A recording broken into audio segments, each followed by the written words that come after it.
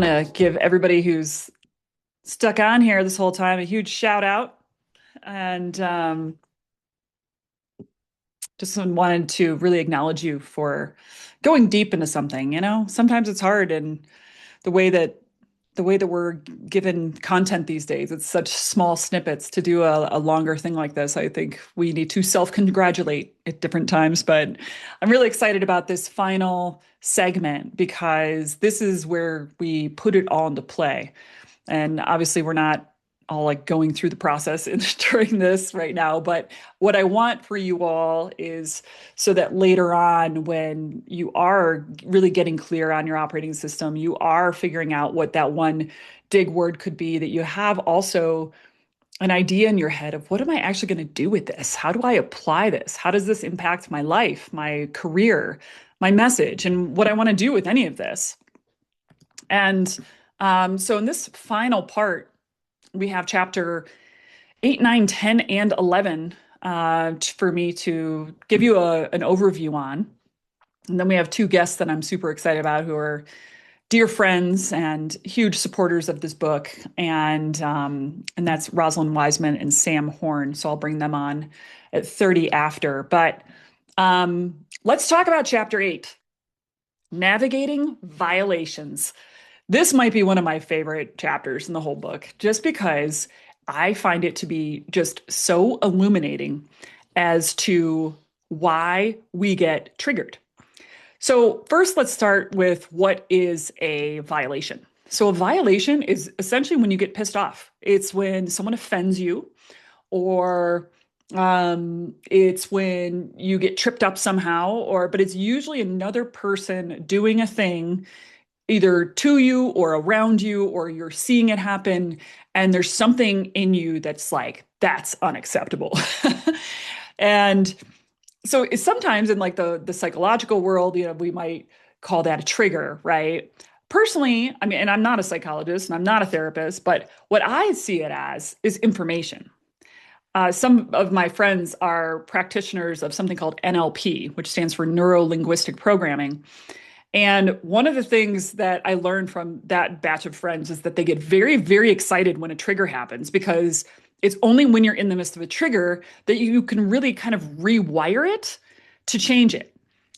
However, for me, I see violations as different from triggers, because the violation I don't necessarily want or need to change. In fact, I would say that's probably one of the things that maybe makes the dig different than a lot of other things out there, is that it's based on my philosophy that we actually shouldn't change ourselves, that we shouldn't try to do that.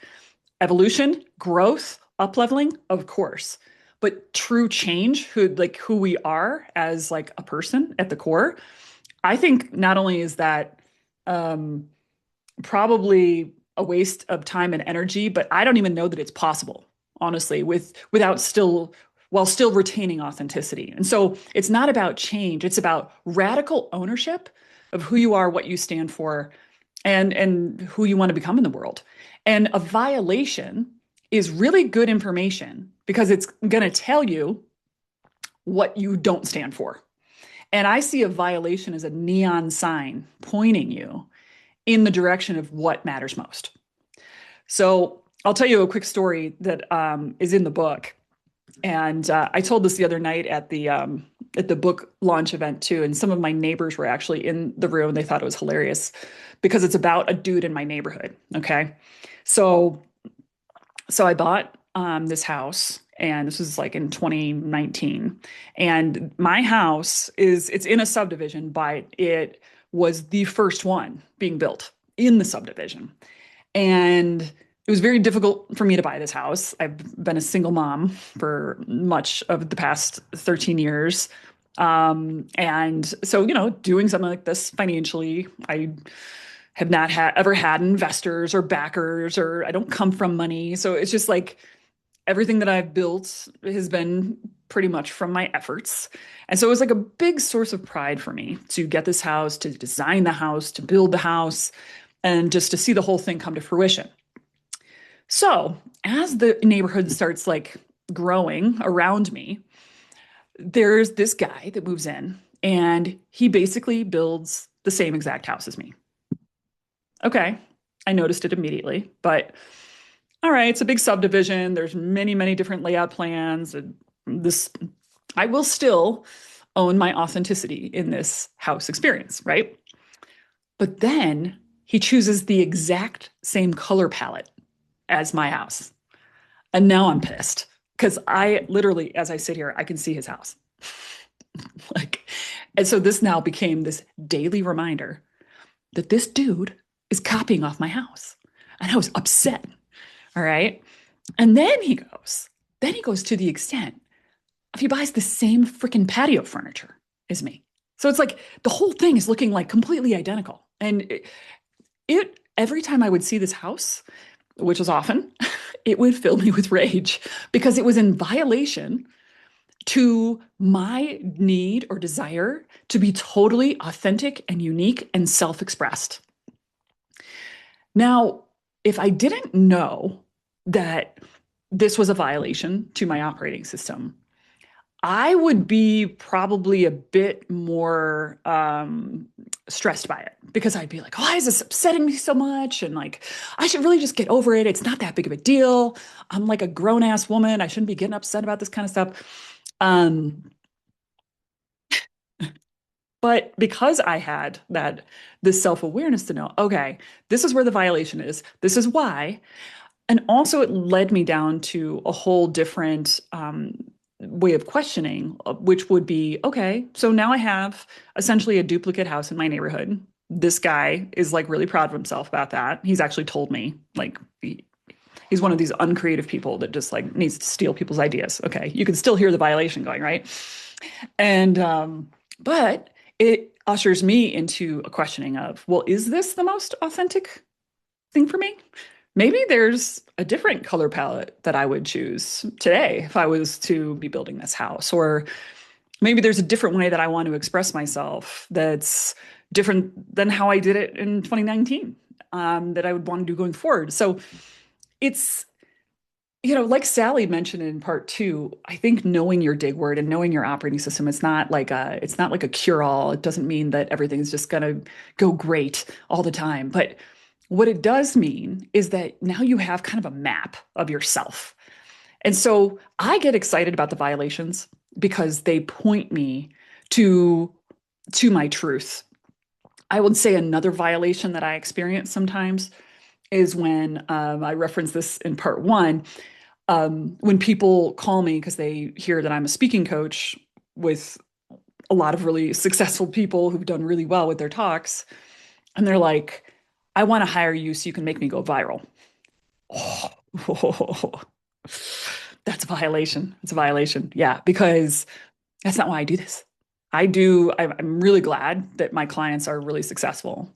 And I definitely feel like this is the process that helps them get there. But ultimately, what truly makes them successful is that they're being their authentic selves. And it's the authenticity that's the win. There's no manipulation here. There's no like trying to win people over, get clicks. And so immediately on a discovery call, if somebody says something like that to me, it's not like a deal breaker, but it could be close. I'm being fully honest. So again, that's just another example of a violation. And for me, I use that as guidance because chances are a person who would say that to someone like me, what they're interested in is like maximizing, or their word is probably like excellence or, infinity, or it's just like something that's like, if for them to do something, they have to do it like with numbers involved. And notice how that's a different why than someone like me. I'm doing it for the sake of truth, It's not better nor worse. Nobody's like the better person here, but I do think this is where it's helpful to know who are going to be the best people to be partners with, to be working with. How do you navigate situations where you really can't avoid being in a situation with someone who you have just a vastly different operating system and they're violating you constantly? It's to also see that they have a truth as well that they are going towards, and it just might not be the same as yours. And that's okay. And I do believe that in a lot of cases you can find crossover, but until you know what the violation is, it's hard to find the crossover and it's hard to navigate it. So violations also, as you're in the process of excavating your operating system and your dig word, they are just such an illuminator of what's important to you. So if something's not important to you, you're not going to get pissed about it. You're not going to get happy about it. You're not going to, it's going to be like flat energy. But if it's important to you in either direction, pay attention as you're telling your story because it probably means that it's important. Okay, let's move on to chapter 9, grounding questions. Um, all right, so after you get your operating system and you have your dig word and you have like a really clear idea of just how you tick, inevitably, and it might be in the moment of a violation, you will find yourself in a situation where you are thrown out of your calm, authentic, natural state, and you were put into some kind of trigger state or some kind of activated state where maybe you're not acting from your highest self. Maybe you are just like in survival mode or you're just reacting. We have all been there. We all go there on a regular basis. And a grounding question is something that allows us to come back to our operating system in a way that feels good and true and frankly grounding. So, what it is it's a simple question that is based off of your specific operating system to almost zap you back into your authentic self. My whole theory with the operating system is that the more you operate in it and through it, the happier, more fulfilled, more aligned, and just more ease filled life will become for you. So, a grounding question is very helpful to zap you back into it so that all those things can transpire. Now, the thing about the grounding question is it has to be very simple because, of course, if you're feeling that way, if you're feeling really pulled out of who you normally are and want to operate from, it probably means that you're in some kind of state that's not your highest. So that means we have to keep it really simple so that you can actually respond to it. It's kind of like if you ask someone a very complicated question when they're a total stress ball and they have to like turn in a paper in 20 minutes and you're asking them, oh, like tell me what you think about what we should be doing this weekend. Should we be doing this or should we be doing this? And giving them all this information and options, their brain is going to explode and they're probably going to yell at you. They're going to be like, I can't do this right now, right? But if you keep it simple, like, do you need some lunch right now? Then I'm giving this example because I have teenagers in the house and it's been finals time and all this stuff. And so then I could just be like, yes, I need lunch, or no, I'm not hungry, you know? So the same thing applies. We want to meet ourselves with kindness and with simplicity and just make it as easy as possible to answer the question. So it's got to be simple. And I really want this grounding question to not be super binary, meaning I like to avoid like yes or no, good or bad, black or white kind of questions. Um, so asking a grounding question that's a bit more expansive allows us to be in the question, which will bring us back into the operating system instead of just having an answer. Let me give you an example. So, as you know, my dig word is authentic, and a lot in my operating system is around expression and frequency and like helping people, frankly. One of the words at the top of my operating system is soar. Like I really believe in the collective ability for all of us to do well together. So my grounding question when I am feeling tripped up, or I don't even need to be tripped up. I can just like, it just is a reminder of myself to myself. Okay. My grounding question is, how real do you want to be? How real do you want to be? And it's actually pretty neutral. I do know from living my life to this point that the more real I am in most situations, the happier, more successful, and more fulfilled I will be. So I have enough data to know that that's true. But I ask myself that question as an invitation um, to be real because I know it's probably going to go better for me. But what I like about that grounding question is that it allows me to not be real if I'm not feeling it, because sometimes we just don't want to be in our full truth. I don't want to create a system that doesn't give you any space to do that if you choose. So, an example I wrote about in the book is it was a time when I was doing a lot of speaking. I was very out in the world, and I enjoy speaking, and I love it. I love connecting with people. It's very energizing to me until it's not. And then I just need to go in my cocoon, and I need to not talk to anyone. So I'm kind of ambiverted in that way, kind of a little bit of both introvert and extrovert. It's very situational and capacity wise. So I got into an Uber, and of course it's, chatty Uber person. And, it was one of those moments where it's like, oh, how real are you going to be? Like, I cannot fake this. I cannot fake another like social interaction. I can't go deep with anyone right now. I can't get anything. So I basically had to like kind of speak from the head, heart, and core to say to this person, I just can't talk right now. And I just don't want to. And that I think is just really important because just asking myself the question, how real do you want to be? Realizing I didn't want to be real, having a framework to express that to that person. And the Uber driver was more than happy to just have a quiet ride. It was great. But if I wouldn't have asked myself internally the question of how real do you want to be, I probably would have fallen back into my more typical ways, which for me would be people pleasing. That's something I've done a lot in my life since I was a little kid, high performer and people pleaser. And sometimes that's true for a person, and sometimes it's just not authentic, and you have to know the difference. So how real do you want to be is mine. But notice some of you might be thinking, well, your word is actually not in there, right? And that's true. Um, but real and authentic, you can tell they're both kind of in the same frequency. And this is why, going back to what we were talking about in part two in our discussion with Jamie and Sally about like, don't get so hung up on the word being right. Because sometimes if you just get close enough, that's all you really need, right? You just need to go into that frequency and like real and honest and authentic and true. They all are kind of in the same cluster. So if you can at least get that point, then I think you're going to be able to drop in these moments that matter and be able to show up authentically.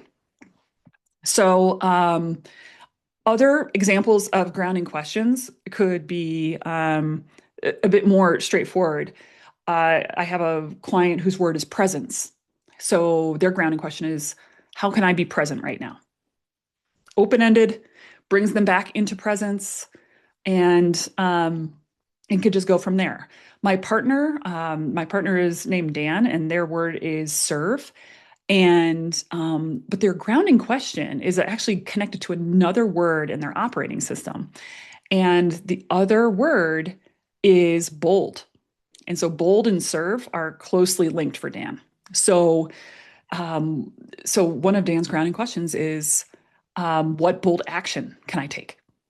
Which then leads them back into their operating system so that they can show up in that way. So it doesn't, don't get too overruled on this. Like, don't get too trapped by thinking that there's specific things you can and can't do. Do whatever works for you. But the point here is to usher us back into our most native way of being and to remind us of that feeling of resonance to be there. Because we're just gonna be our better selves in those situations.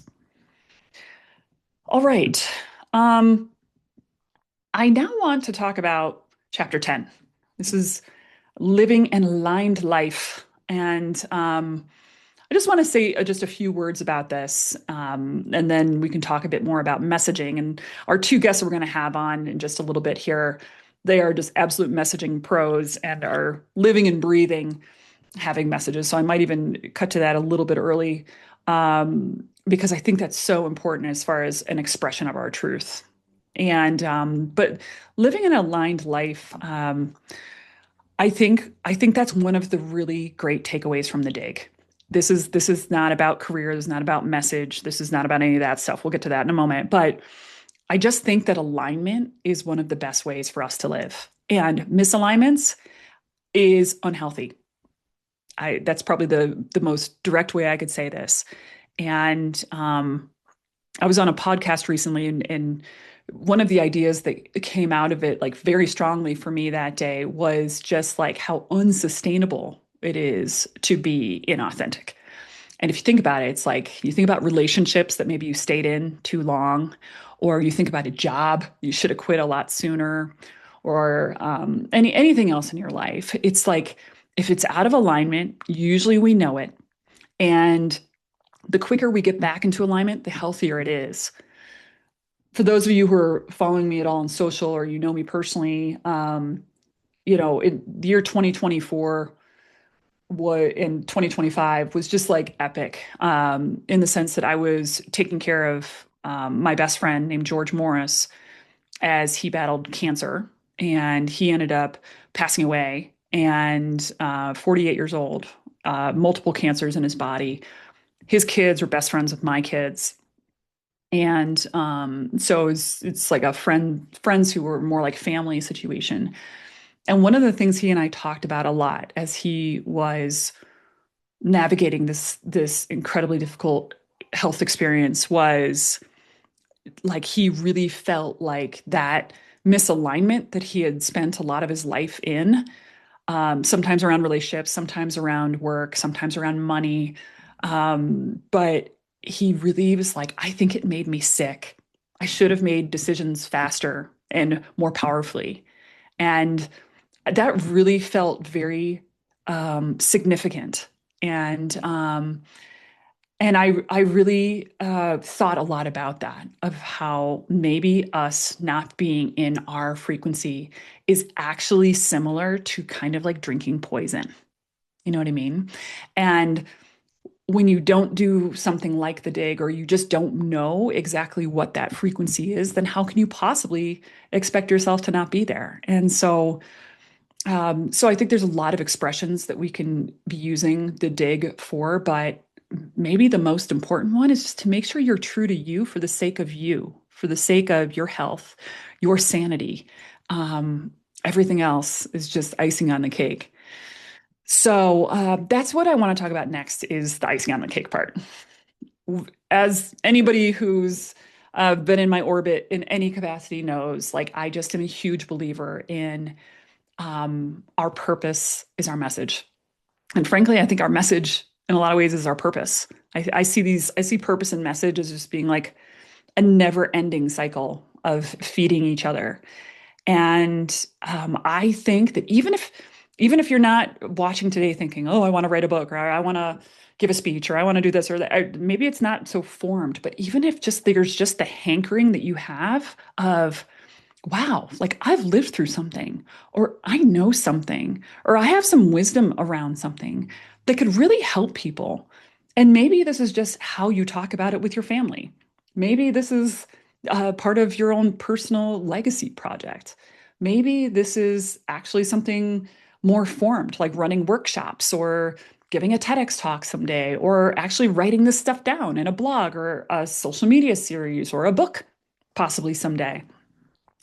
I do believe that this is one of the most profound and long-lasting things that we could do is somehow get our message documented from a place of truth. And one of the things I love about books is that, I mean, every book like lives in the Library of Congress, right? Like way after I'm gone, you'll be able to like check out just one word, hopefully. And I think that's pretty cool. You know, it's a real capturing of who we are and what we know, and an offering to further generations. Like, I mean, I don't know, messages are magic, aren't they? So, um, so the way that all this applies, though, everything we've talked about here today, everything that's covered in all the chapters, it's all building up to that. There are many people that I've worked with. They've done the dig, they've gotten the operating system, they know the dig word, they've got the grounding question, they know the violations, they know all this stuff, they've gone through all the steps, and they don't feel compelled to share a message right away. But I will tell you, in so many cases, people go away and they come back. Maybe it's 2 months or 2 years or 2 decades. Hasn't been that long yet, but a lot of years will come back and be like, I'm ready now. I'm ready to give that talk, or I'm ready to do this thing. And I think that's because when it gets unearthed, there is this hunger or this like itch that needs to be scratched to share it. And the way that I've structured everything with this process is that your operating system is actually your core message. It is what you're here to learn and teach. And of course, you might do a lot of different things or give a lot of different talks or write a lot about different like subject matters. But the cool thing about the operating system is that it stays consistent. And one of the things that I love doing with people is creating something called a slinky speech that's based on your operating system. And the whole idea of a slinky speech is that your talk, your message that you share in that public format should be highly flexible, but it still should have some structure. And the structure is the operating system. It's how you start, it's how you finish, it's what goes in the middle. And then as you want to make it more custom based on, oh, it's a different subject matter, you just put in different stories, you put in different content. But these big one word whys, they actually stay consistent, even if you're talking about very different things. It's so cool. And once you know the operating system, you don't ever have to do that work again. And then you just have to overlay it. Um, and there's so many different ways that we can express ourselves, by the way. Like it doesn't always have to be in these more traditional message sharing things. One of the gentlemen that I highlighted at the book event on Tuesday is a guy named Greg. And I met him at a happy hour. And basically, I kind of had this intuitive instinct to dig him right there on the fly. And he was going through a bunch of transition in his life. He was leaving corporate America. He'd been laid off. He didn't really want to go back, but he didn't know what he wanted to do next.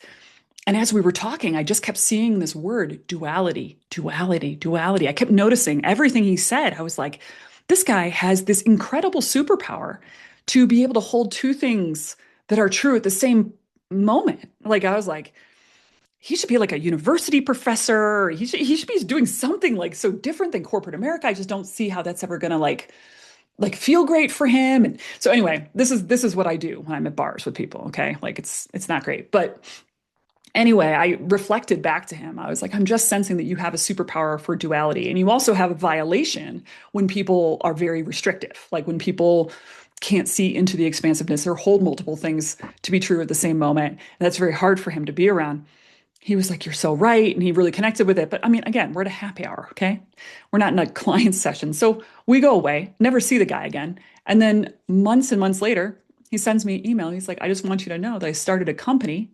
Instead of going back to corporate America, it's a coffee roaster. And he named it Duality Coffee, which I just think is so cool. So all these things can be true at the same moment. And so his message actually became more about the branding and telling the story of Duality Coffee. And that became the message. So it wasn't like a traditional talk per se. So when I hear a message, I see it as being very, very expansive. So the final thing I want to say about this before bringing on our guests is I just want to say that the your dig word, even without saying it, should be infused into the vibe of the entire message. And even if I don't say the word authentic when I am giving a presentation, I want people to be able to feel authenticity. Just, just they feel it. They don't even have to think about it. And I know that when I have achieved that, there's going to be a connection because it means that I'm in my most clear and confident space. So going all the way back to those three C's from part one. All right. So I want to talk about messages. I want to talk about getting stuff out to the world. I can't think of any two people better than my super close friends and mentors and all the things, Sam Horn and Rosalind Wiseman. I've known both of them for a really long time. Um, and they're just logging on right now, but um, there she is. Hello. And let's see. I'll get Rosalind in here. Okay. Sometimes Zoom makes you hop out and hop back in. But so yeah, these are two longtime friends, I mean, the amount of books that both of these people have written, and I mean, we're in the millions that you've both sold and created. And it's just been amazing to have you both in my orbit as I've gone through this process. You're both people that I could very confidently say I don't think I could have done this without you. And And I put you both in my acknowledgments because of that. And so anyway, I'll let you both like introduce yourselves. But Sam, would you like to say hello? Well, first, Erin, it is so wonderful. I love how everyone is celebrating you. Your word is authentic, and you show up authentically in every single interaction, in person, online, when you're speaking. So it's a joy to be here celebrating your book. Congrats, Erin. Thank you. Thank Okay, you. so 60 seconds about me. I have a Catherine Graham career. Catherine Graham said, to do what you love and feel that it matters. How could anything be more fun? That's what we get to do, right, Erin? I speak and I write and I coach. Books are Tung Fu, selling around the world for 30 years. Speaking clients are TED Fellows and Richard Branson's New Now Leaders. And when I coach, I have an opportunity to help people crystallize their next. That's me. Awesome. Thank you. And Ross. So Rosalind goes by Wow, Ross. She's in Spain right now. I am. It's a Thursday night and people are partying below my window. So yeah, I'm listening to Erin before, and I think the thing that is so important about the work and the book is that no matter where you are in your career, right? Like Sam's talking about being in, career for like what, 30 years, Sam, is what you just said. You got it. And I've been lucky enough to basically have one job since I graduated from college, which is to work with young people and be the bridge between teenagers and adults. And so I feel very fortunate. And as I was listening to Erin talk about violations and about the person, whose word was presence. And I was just really thinking about how this applies to me right now, to what everything Erin is talking about, and how it applies to the work that I'm doing right now. Because I think there's ebbs and flows in, we change jobs, we do different things, or we stay in the same field. It doesn't matter because the work that Erin's talking about and the structure and strategy are always relevant. So I was sitting here listening to Erin, I was sitting there listening to you, and I was thinking, oh my God, I need to really, I really need to come back to this. And so that was what was really hitting me. So I'm getting ready, or I have been writing a book proposal. I've written 9 books, so this will be my 10th. And I haven't written a book proposal in a really long time. And I've been really struggling with writing this proposal. And it's been really humbling and like really humbling. And so I'm listening to Erin say, like, all these things. I'm like, I think I better go back. I need to go back right now. and think about what my message is, as Erin's saying that I craft my message as well. So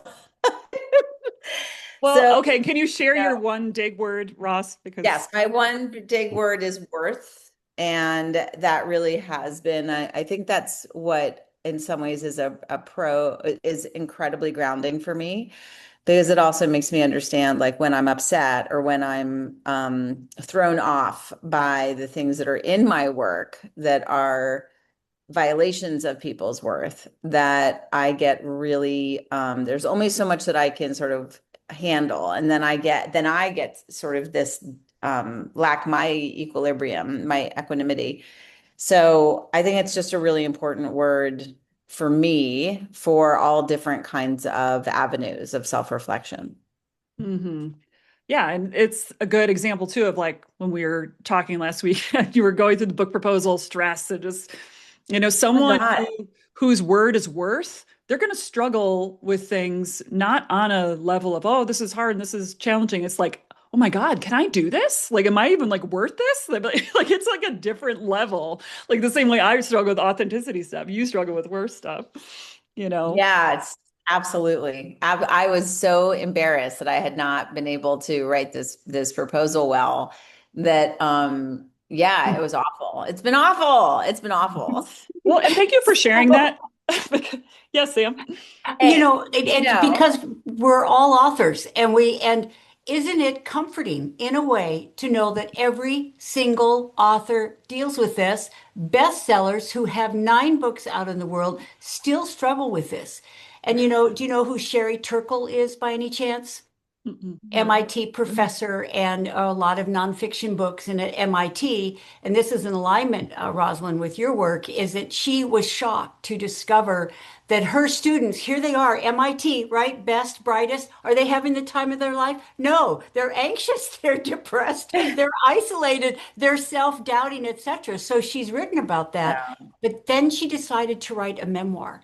And she said the question that unlocked that book was asking herself what she was embarrassed to share and sharing it. Mm. And Mm. her Oh, book, The that's Empathy good. Diaries, was picked the #1 memoir of the year by New York Times because that question revealed what hadn't been said that was raw and honest. And of course, that's riveting. Mm.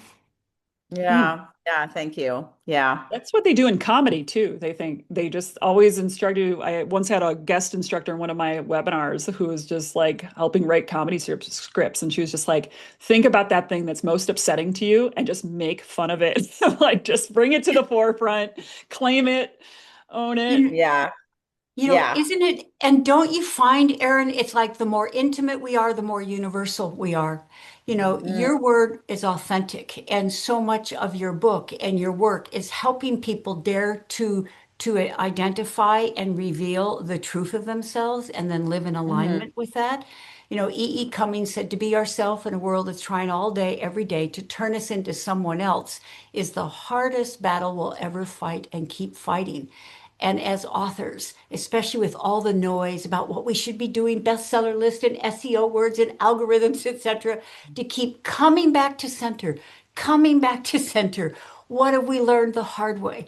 What are we going to share that maybe isn't pretty or even politically correct? However, it's raw and honest and authentic, and we learned it the hard way, and we're going to share it in the hopes it might help other people not have to learn it the hard way. Yeah. And the truth about messages too is that they, like, if you think about yourself as a messenger and then the message that is coming through us and those being two separate things, they can actually shift and change. Ross, would you be willing to talk about just your whole journey with queen bees and Yeah. But well, I mean, there's a couple ways I could answer the question of that's more current.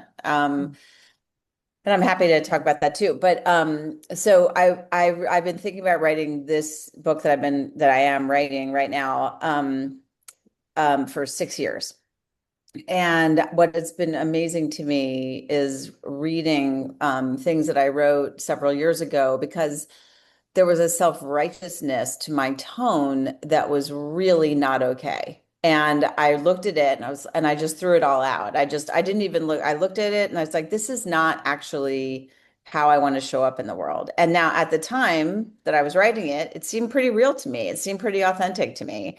But I didn't write it thinking I was being sort of self-righteous and terrible as I was writing it, right? But then I go back to it and I'm like, this is not who I want to come across as. And it doesn't ring, it's not only is it, I think, ineffective to communicate that way, but it's also not the way I want to be in the world.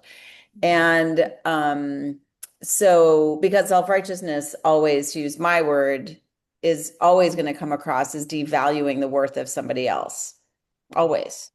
So that was really interesting for me. And then the thing that just happened recently was that I wrote a proposal, but I I was really struggling with like my tone, and like I'm always in the sort of camp of young people, and I actually, even though I'm a grown up and I know that I'm a grown up, that I frequently forget, I don't remember sometimes the feelings of grown ups. I tend to disproportionately value the experiences of young people and sometimes over the experiences of adults who are working with them.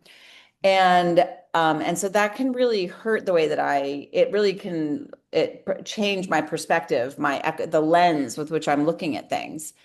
And I had to really deal with that in the last 4 or 5 months. And that's been really, really hard because I had to start all over again. And I got some really significant feedback that what I was doing was not going to work. And one of the things that I really have realized is that when I get negative feedback from people after I get over my little kind of, first shock of it, is that it's really where I do better work. And so that's what I've been doing is like learning, is like really doing this deep dive into like, what do I think? Why do I think all these things? And so that's been really, really hard because I am an expert in my field. And at the same time, it's these kinds of process that makes you feel like you're not. And that's really, really hard. And the worth thing to just go back, because this is more relevant for me, Erin, again, happy to do the thing with Queen Bees, but I left like American US book speaking for the most part. I left it about 5 years ago, and for the most part, I've been doing some things, but I did things that were outside of the United States. And it's not sometimes really valued in the United States, like what I did and what I learned. And so it's really, really easy to start devaluing what you've learned when you've been outside. When you come back into the world that like values certain things and doesn't value other things, you start to easily devalue what you've learned. And that is the thing that I've been also really struggling with. So all to say, like it's such a struggle. Like all of it is such a struggle. So, that's where I'm in the middle. I'm like in the middle of that right now. And your work is incredibly helpful to keep me grounded. Yeah, we'll never stop digging, right? And like, I love how you're saying you're still writing things down. I mean, Sam, this is something that you are just an absolute fairy. Like, you're just a journal fairy. Like, you'll just be having a casual conversation. Next thing you know, it's out. Do you want to riff on that, Sam? Why do you feel like it's so important to write everything down? This is my biggest lesson in 17 years of being executive director of the Maui Writers Conference, and Writers Digest said it was the best writers conference in the world, is because all our authors didn't agree on anything. Frank McCourt would say you have to write first thing in the morning. Barbara Kingsolver would say, I don't get going until the afternoon. It's like you have to use an outline. I never use an outline. The only thing they agreed on was ink it when you think it, Journaling. right? Mhm. And we make our living from our mind. And so I carry this everywhere I go, even out on the stream trail when I go for a walk, because Ralph Waldo Emerson said, learn to watch the gleams of light which flash across the mind from within. Well, if we watch the gleams of light that flash across our world, we get to riff off them, just like a jazz musician would riff off chords to make new music. So you're right, Erin, when you and I are talking, or when anyone is talking, I'm writing down. Usually I'm juxtaposing what they're saying to show the shift and to collect the dots, and I get to connect them forward. It's an intellectual Disneyland. What would you both say for like tips or encouragement or advice for people who are listening to this and are like, I have a truth, I have a story, I have a purpose, like, but how do you get over that initial bump to like start actually sharing it with the world? Rosalind? Hmm. Well, Sam, why don't you go first and I'll put my thoughts together. I believe in posting things. I believe that the best of intentions can drift out of sight, out of mind, and that if we truly want to act in alignment with it, we keep it in sight, in mind, so it's top of mind. So I bet you recommend in your dig process that people don't just do your weekend or do a day with you and then put it aside. You put it on your refrigerator, you put it on your laptop, you put it by your desk. And it really becomes a moral North Star that helps us make decisions in the moment when we're tempted to get off track. 60-second story, because it just happened today. It's although my son Andrew hasn't done your process, Erin, we have talked about it, and he really picked, of all the thousands of words, he picked the word present, which I understand one of your other. And here's the thing. On Monday, his 8-year-old son Hero said, can we go kayaking at Barton Springs tomorrow? Now, what's the first thought? I'm planning a birthday trip to Mexico. I'm putting on a Junto retreat. I've got clients, I've got calls, all these reasons to say no. And he saw his word on his refrigerator and he said yes. And if you go on Andrew's Facebook this morning, There is this beatific scene of Hero paddling at Barton Springs with the Austin skyline behind him. At the end of his life, what will Andrew remember? Will he remember all those to-dos and the hours on all the ramp and prep? No, he will remember, along with other present memories, the morning he went kayaking with his son at Barton Springs because it was in alignment with his word. Mm, yep, that is Erin, I've beautiful. totally forgotten your question because I was listening so intently. What advice would you have for people who want to take their story, their wisdom, their truth, and like Mm. actually share it with the world? I would say it can be really, really hard to start. Really hard to start. I have such a hard time starting. And and I think you can really doubt yourself, like that you'll ever get over the hump of starting.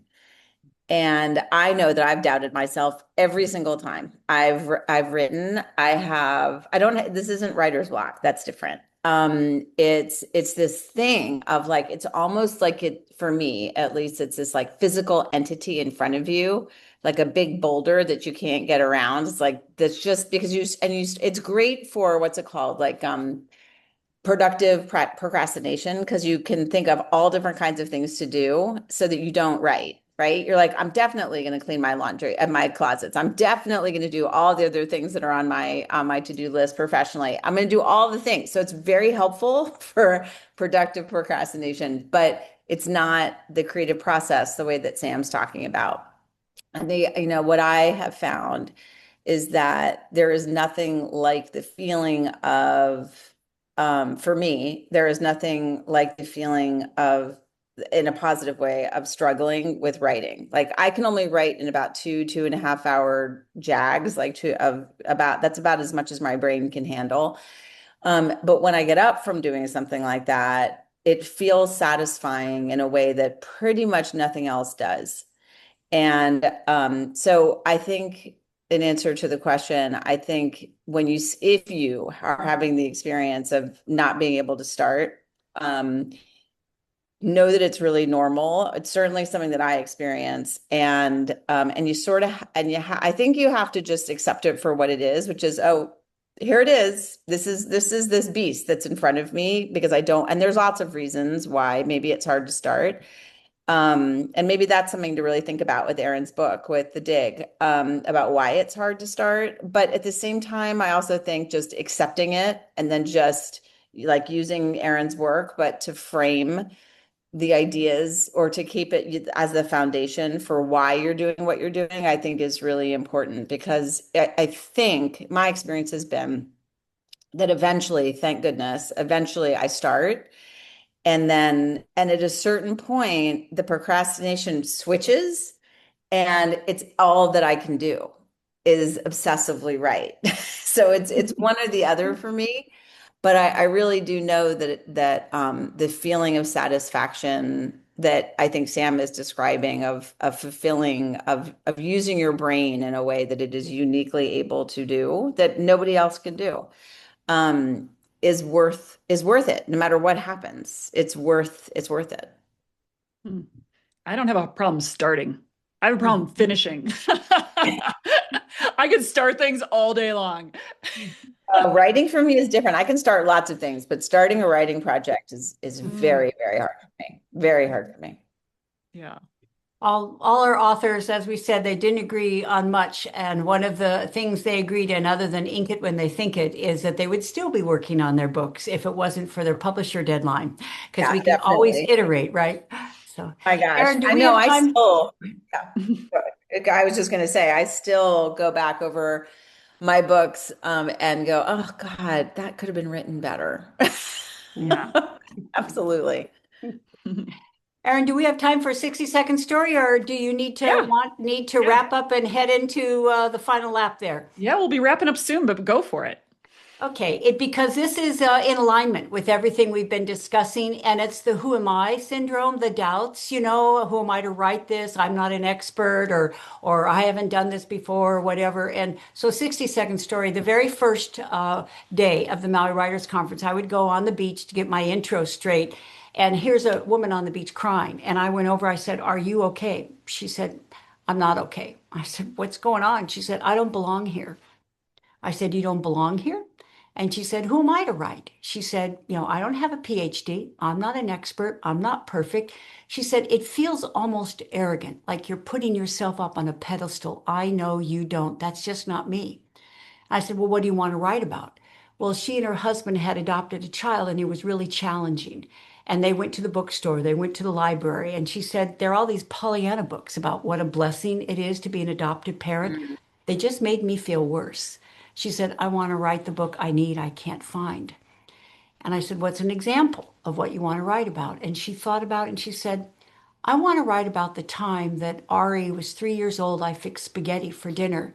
And he reaches across the table and he grabs a handful of spaghetti and he throws it in my face. And my first thought was, my son, and the shame that I felt that that thought had even occurred to me.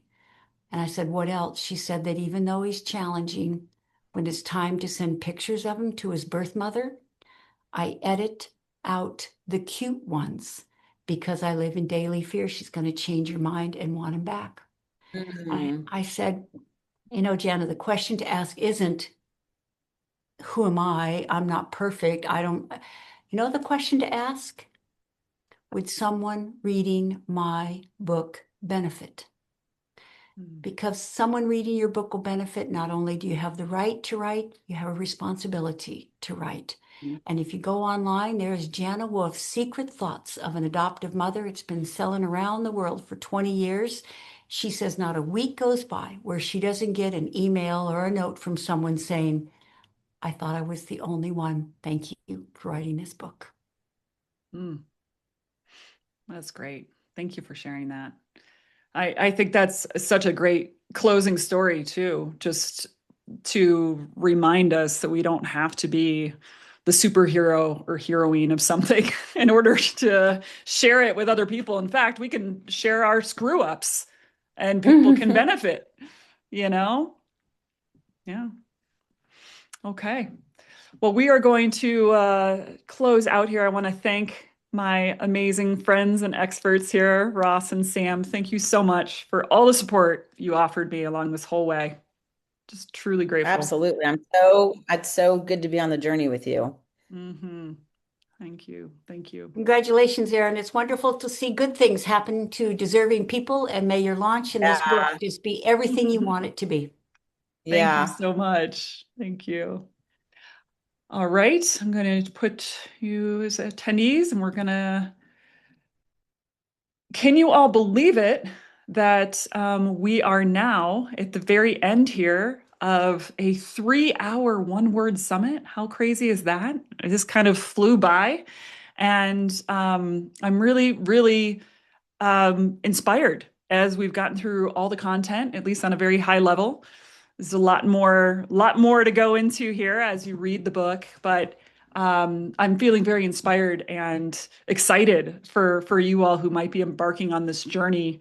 And mostly, I just want to conclude with just thanking you all for your time, for your belief, for your curiosity of a system that might help you become more of yourself. Because really, as someone who's on an authentic life path, I really just want to create systems to make it easier for you to do that too, for the benefit of all.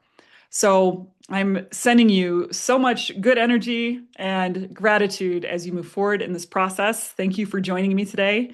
And you'll be seeing the replay later if you missed anything. So good luck. And if you have any questions along the way, you can always send me and my team an email. And that email address is hello@erinweed.com. So hello@erinweed.com. It'll get to us. And we just want to keep making this more easy for you all. So thank you again. Have a beautiful day.